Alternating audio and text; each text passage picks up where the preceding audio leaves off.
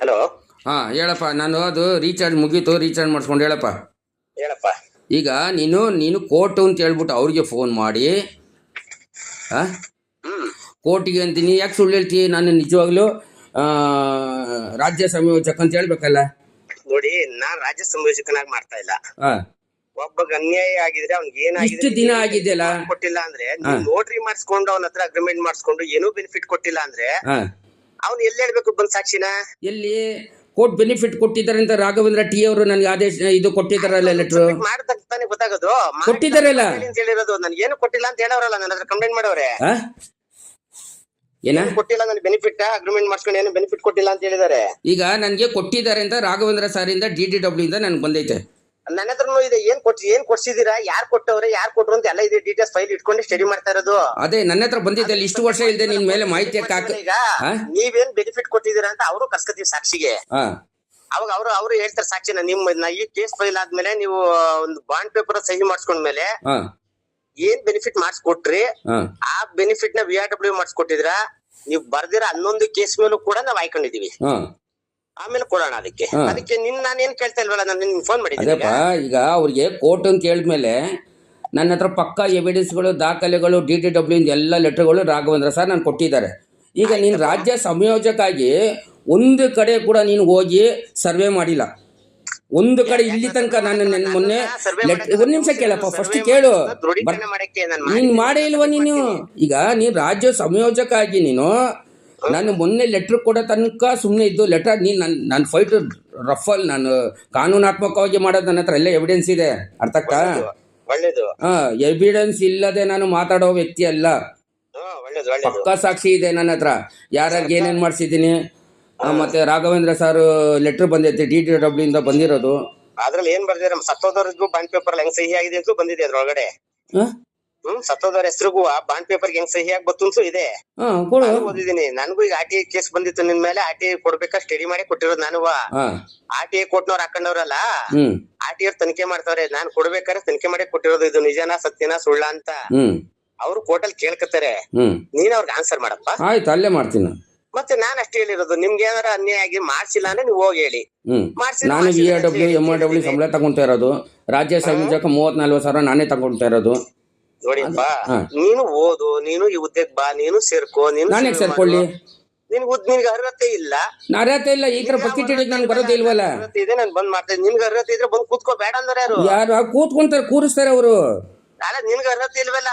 ಬೇಡವಲ್ಲ, ನನ್ ಬೇಡವಲ್ಲ ಈ ತರ ಕೈ ಕಟ್ಟಿ ನಿಂತ್ಕೊಳ್ಳೋದು. ಕೆಲಸ ನಾನು ಮಾಡ್ತೀನಿ. ಇಲ್ಲ, ಈಗ ಸರ್ವೆ ಮಾಡಿ ದಾಖಲಾತಿ ಕೊಡು ಅಂತ ಕೊಟ್ರೆ ಸರ್ವೆ ಮಾಡಿ ಕೊಡ್ತೀನಿ. ನನಗೆ ಅಧಿಕೃತ ಅಲ್ಲಿ ಸರ್ಕಾರಕ್ಕೆ ಕೇಳಿರೋದು ನಾನು. ಅಲ್ಲ, ನೀನ್ ಕೇಳ್ಕೊ. ನೀನ್ ಬೇಜಾರಿಲ್ಲ. ನೀನ್ ಕೇಳಿರೋ ವಿಚಾರ ನಾನು ಹೇಳದೇ ಇಲ್ಲ. ಕೇಳಿದೆ, ಸಂಬಂಧಪಟ್ಟ ಮೇಲಧಿಕಾರಿ ಇರ್ತಾರೆ, ನನಗೆ ಆದೇಶ ಮಾಡ್ತಾರೆ ಸರ್ವೆ ಮಾಡ್ಕೊಡು ಅಂತ. ನಾನ್ ಸರ್ವೆ ಮಾಡ್ಕೊಟ್ಟಿದ್ದೆ. ಸರ್ಕಾರ ಒಪ್ಕೋಬೇಕು ರಿಪೋರ್ಟ್ ನ. ಸುಮ್ನೆ ಬಂಡವಾಳ ಸರ್ವೆ ಮಾಡಕ್ಕೆ ಕೋಟಿಗಟ್ಟಲೆ ಬಜೆಟ್ ಬೇಕು. ಬಜೆಟ್ ಕೊಡ್ಲಿ, ಸರ್ವೆಗೆ ಆದೇಶ ಮಾಡ್ಲಿ, ಮಾಡ್ತೀವಿ. VRW ಮಾಡಿರೋ ಸರ್ವೆನ ನಾವು ಆಲೆ 10 ಸರಿ ಸಬ್ಮಿಟ್ ಮಾಡಿದ್ವಿ. ಸರ್ಕಾರ ಒಪ್ಕೊಳ್ಳಲ್ಲ ಅಂತ ಕಳ್ಸಿದೆ. ನೀನ್ ಬರ್ದಿರೋದು ಓದಿದೀನಿ ನಾಳೆ, ನನ್ ಗಮನಕ್ಕೆ ಬಂದಿದೆ. ನಾನ್ ಅದಕ್ಕೆ ನಿನಗೆ ಆ ಸರ್ವೆಯ ಸಂಪೂರ್ಣ ಮಾಹಿತಿ ಅವಶ್ಯಕತೆ ಇದೆಯಾ? ಇದೆ. ಕೇಳ್ತೀನಿ. ಈಗ ಯಾಕೆ ಕೇಳ್ತೀನಿ? ಸರ್ಕಾರಕ್ಕೆ ಕೇಳದ್, ನೀನ್ ಕೇಳಿದ್ನ? ಈ ಸರ್ಕಾರನೇ, ನಾನು ಸರ್ಕಾರದ ವ್ಯವಸ್ಥೆ ಒಳಗಡೆ ತಾನೇ ಇರೋದು. ಎಲ್ಲಿದೆ? ನಾನು ಸರ್ಕಾರದ ಹತ್ರ ಮಾತಾಡೋಣ. ಮಾನ್ಯ ಶ್ರೀಮತಿ ಡಾಕ್ಟರ್ ಶಾಲಿನಿ ರಜೇಶ್ ಮೇಡಮ್ ಇದ್ದಾರೆ, ಸಂತೋಷ. ಅವ್ರು ಕೇಳ್ತಾರೆ. ಅಲ್ಲಿ ಕೇಳಿ ನನ್ಗೊಂದು ಆದೇಶ ಆಗ್ತಾರೆ ಅವರು. ನೀನ್ ಸರ್ವೆ ಮಾಡ್ಕೊಡಪ್ಪ ಅಂತ ಹೇಳಿದ್ರೆ ಅಧಿಕೃತ ಅದು ಅಲ್ಲಿ ತೀರ್ಮಾನ ಆಗುತ್ತೆ. ಅಲ್ಲ, ಸರ್ವೆ ಮಾಡಿ ಅಂತ ನನ್ಗೆ ಕೊಟ್ಟಿಲ್ವಲ್ಲ. ಅಲ್ಲಿ ನೋಡ್ಕೊಂತಾರೆ. ಮಾನ್ಯ ಮುಖ್ಯ ಕಾರ್ಯದರ್ಶಿಗಳಿದ್ರೆ ಅವ್ರು ಉಂಟು, ನಾವು ಉಂಟು. ಅಲ್ಲ, ನೀನ್ ಎಲ್ಲಾರು ಮಾಡ್ಕೊ, ಸಂತೋಷ. ನನಗೆ ಆದೇಶ ಬರುತ್ತೆ. ನನಗೂ ಸರ್ಕಾರದ ವ್ಯವಸ್ಥೆ ಚೆನ್ನಾಗ್ ಗೊತ್ತಿದೆ. ನಿನ್ ಸರ್ವೆನ ಕೊಡು ಅಂದ್ರೆ ನಾನು ಆಲೆ 6 ತಿಂಗಳ ಸಬ್ಮಿಟ್ ಮಾಡಿದೀನಿ ಸರ್ಕಾರಕ್ಕೆ. ಅಲ್ಲಿ ನೋಡೋಣ. ನನ್ಗೆ ಮಾನ್ಯ ಮುಖ್ಯ ಕಾರ್ಯದರ್ಶಿಗಳು ನನ್ಗೆ ಉತ್ತರ ಕೊಡ್ತಾರೆ. ನೀನ್ ಯಾರ್ಯಾರ ಹತ್ರ ಎಲ್ಲೆಲ್ಲಿ ಏನೇನ್ ಮಾಡಿದ್ಯಾ ಅನ್ನೋದು ಸಂಗ್ರಹಣೆ ಮಾಡಿದೀನಿ. ಹಿಂದೆ ರೆಕಾರ್ಡ್ ಮಾಡ್ಕೊಟ್ಟಿದ್ದಲ್ಲ, ಆ ರೆಕಾರ್ಡ್ ಪದ್ರವಾಗಿ ಇಟ್ಕೊಂಡು ರಾಜ್ಯದ ಗ್ರೂಪ್ಗೂ ಹಾಕ್ತೀನಿ, ನೀನ್ ಕಳ್ಸಿರೋದ್ನು ಹಾಕ್ತೀನಿ. ಎಲ್ಲಾನು ಸಬ್ಮಿಟ್ ಮಾಡಿ ಎಲ್ಲಿ ಕರ್ಸ್ಕೋಬೇಕು? ಎಲ್ಲಿ ಕರ್ಸ್ಕೋ? ಕಾನೂನುಬದ್ಧವಾಗಿ ನಾನು ಕೆಲಸ ಮಾಡೋದು. ನಿನ್ಗೆ ಎಷ್ಟು ಗೊತ್ತಿದೆಯೋ ಅದ್ರ 4 ಕೋಟಿ ಗೊತ್ತಿದೆ ಅಂತ ನಾನು ಇಲ್ಲಿ ಕೂರ್ಸಿರೋದು. ಹೌದು. ಈಗ ನೀನ್ ಅಲ್ಲಿ ಎಲ್ಲಿ ಕರ್ಸ್ಕೊಂಡೆ? ನಾನ್ ಬೇಡ ಓಲಿ ಏನೋ ಬಾಯ್ ತಪ್ಪ ಮಾತಾಡಿದೆ. ಕಾರ್ಯಕರ್ತರ ಬಗ್ಗೆ ನೆಗೆಟಿವ್ ಆಗಿ ಅವಹೇಳನಕಾರಿ ಹೇಳಿಕೆ ಕೊಟ್ಟಿರೋವೆಲ್ಲ ನನ್ನ ಹತ್ರ ಇದ್ದು ವಾರ್ನ್ ಮಾಡಿ ಸುಮ್ನೆ ಬಿಟ್ಟಿದ್ದೆ. ರಾಜ್ಯ ವರದಿ ಬೇಕು ಅಂದ್ರೆ ಸರ್ಕಾರದಿಂದ ಆದೇಶ ಮಾಡ್ತಾರೆ, ನೀನ್ ಮಾಡಿರೋ ರಾಜ್ಯ ವರದಿ ಕೊಡಿ ಅಂತ. ನಾನು 6 ತಿಂಗಳಿಂದನೇ ಕೊಟ್ಟೆ ಅಂತ ಬರ್ಕೊಟ್ಟಿದ್ದೀನಿ. ಅದನ್ನ ಒಪ್ಕೊಳ್ಳೋದು ಬಿಡು ಸರ್ಕಾರಕ್ಕೆ ಬಿಟ್ಟಿದ್ದು. ನಾನು ಏನ್ ಮಾಡ್ತಿದೀನಿ ಏನ್ ಮಾಡಲ್ಲ ಅಂತ ಸರ್ಕಾರದ ಮೇಲಧಿಕಾರಿ ಇದಾರೆ, ಸೆಕ್ರೆಟರಿ ಇದಾರೆ, ಚೀಫ್ ಸೆಕ್ರೆಟರಿ ಇದಾರೆ, ಮೇಲ್ ನಿರ್ದೇಶಕರು ಇದಾರೆ. ನೀನ್ ಮಾಡ್ತಾ ಇರೋ ಏನೇನವೆ ಅಂತ ಆರ್ಟಿ ಬಂದದಲ್ಲ ಈಗ ಅಲ್ಲಿ ಒಂದ್ ತಿಂಗಳಲ್ಲಿ ಆರ್ಟಿ ಉತ್ತರ ಕೊಟ್ಟು ಫಸ್ಟ್ ಕೋರ್ಟ್ಗೆ. ಆಯ್ತು ಕೊಡು. ಆಯ್ತು ಅಲ್ಲಿ ಕೊಡೋಣ. ಕೋರ್ಟಲ್ಲಿ ಕೇಳಿ ನಾನು ಕೊಡ್ತೀನಿ. ಮಾಡಿದಲ್ಲ ಎಲ್ಲ ರಿಓಪನ್ ಮಾಡ್ತಾ ಇದೀನಿ ಈಗ. ಮಾಡಪ್ಪ ಮಾಡ್ತಾ ಇದೀನಿ. ನೀನ್ ಬಾಂಡ್ ಪೇಪರ್ ಅಲ್ಲಿ ನೋಟ್ರಿ ಮಾಡ್ಸ್ಕೊಂಡ್ ಬಂದಿದ್ಯಲ್ಲ ಅವ್ರನ್ನೆಲ್ಲಾನು ಕರ್ಸ್ತಾ ಇದೀನಿ. ಕರ್ಸು. ಆಯ್ತು, ಅವ್ರಿಗೆ ಏನೇನ್ ಮಾಡಿದೀಯ ಅಂತ ಕೊಡು ಫಸ್ಟ್. ಆಯ್ತು ಅಲ್ಲಿ ಕೋರ್ಟಲ್ಲಿ ಕೇಳಿ ನಾನು ಕೊಡ್ತೀನಿ. ಆಯ್ತು ಸಂತೋಷ. ನಾನು ಅಲ್ಲೇ ನನಗೆ ಕೊಡು ಅಂತ ಕೇಳಲಿಲ್ಲ ನಿನ್ನ. ನೀನ್ ಅಲ್ಲೇ ಕೊಡ್ಬೇಕಾಗಿರೋದು. ಅವ್ರ ಕೋರ್ಟ್ಗೆ ಹೋಗ್ತಾರೆ, ನೀನ್ ಅಲ್ಲಿ ಕೊಡ್ತೀಯಾ? ಕೊಡ್ತೀನಿ.